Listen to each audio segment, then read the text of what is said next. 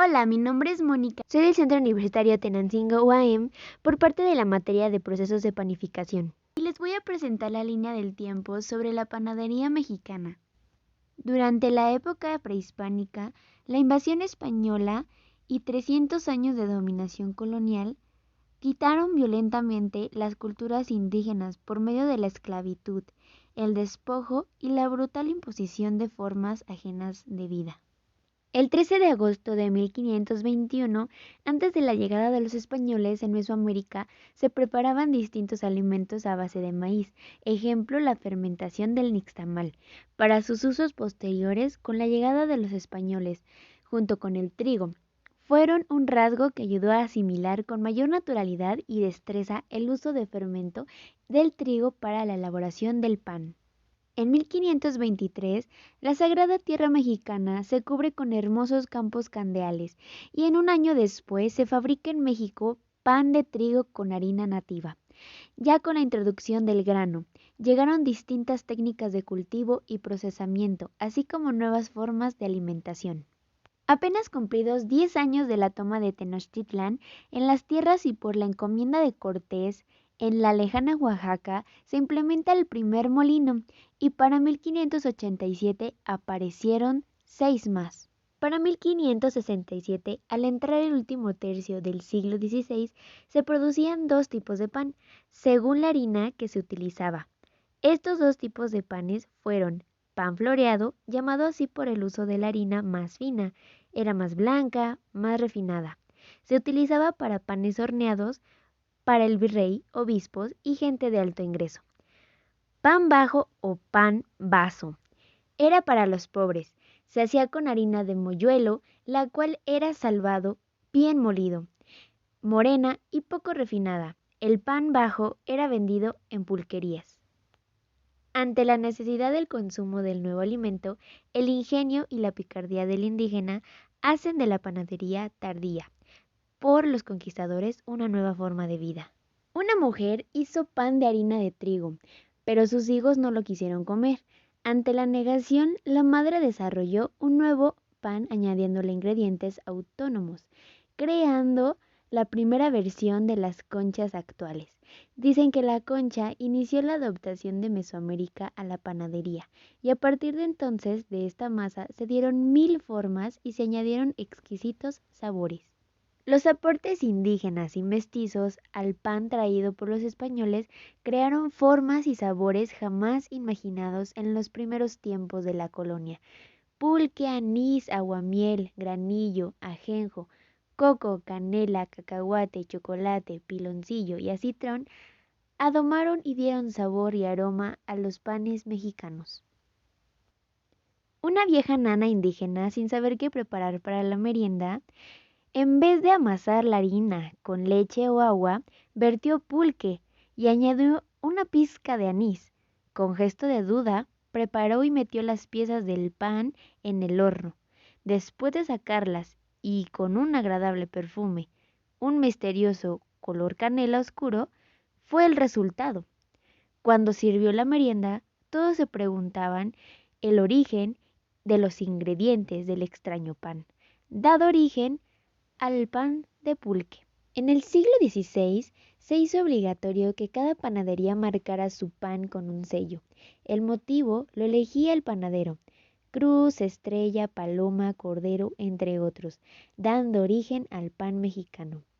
En Puebla, el chimistlán era un cocol originario hecho con harina burda que posteriormente se enriqueció con ajonjolí y piloncillo para hacer lo que hoy conocemos como cocol.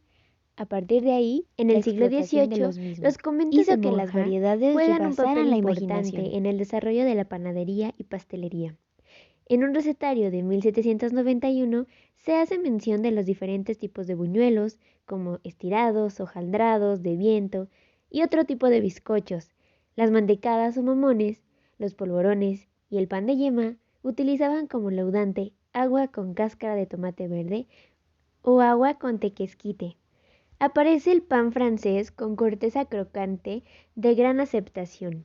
Los rumores de la conquista trajeron en cada viaje gente de Francia e Italia, maestros pasteleros y panaderos, quienes establecieron sus propias panaderías, introdujeron la crema chantilly, la pasta hojaldre y el glacé en las preparaciones. En el siglo XIX, México se encontraba atravesando por la Guerra de Independencia. También aparecen los cubilets, las soletas, los bizcochos finos con más huevo y algunas semillas, almendras, avellanas o nueces.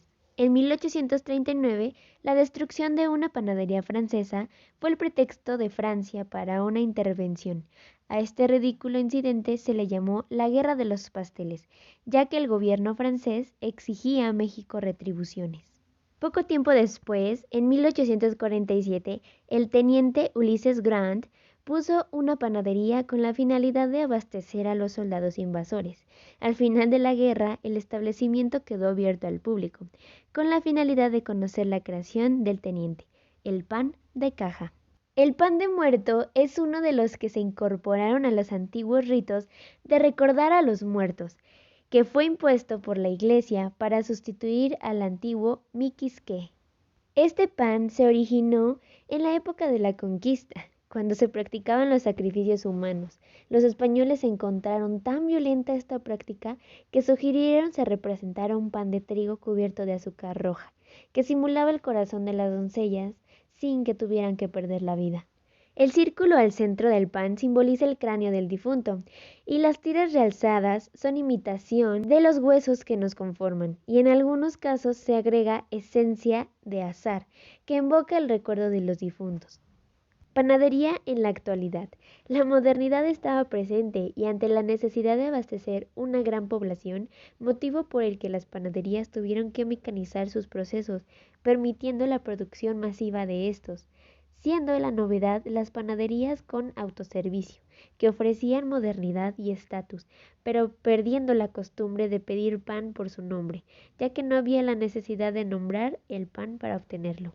Hoy en día encontramos 11 masas mexicanas que enriquecen nuestra cultura gastronómica, pero sin embargo se encuentran en peligro de extinción.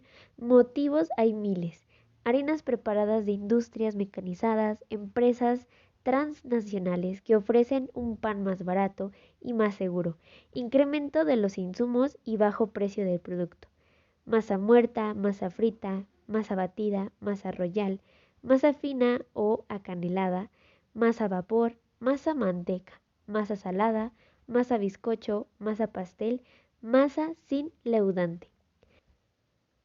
Muchas regiones del país cuentan con sus panes típicos y por mencionar algunos ejemplos, pan de mujer, Sinaloa, coyotas, Sonora, pan de yema, Oaxaca, virote, Jalisco, marquesote, Chiapas. Eso fue todo por este video. Muchas gracias por ver.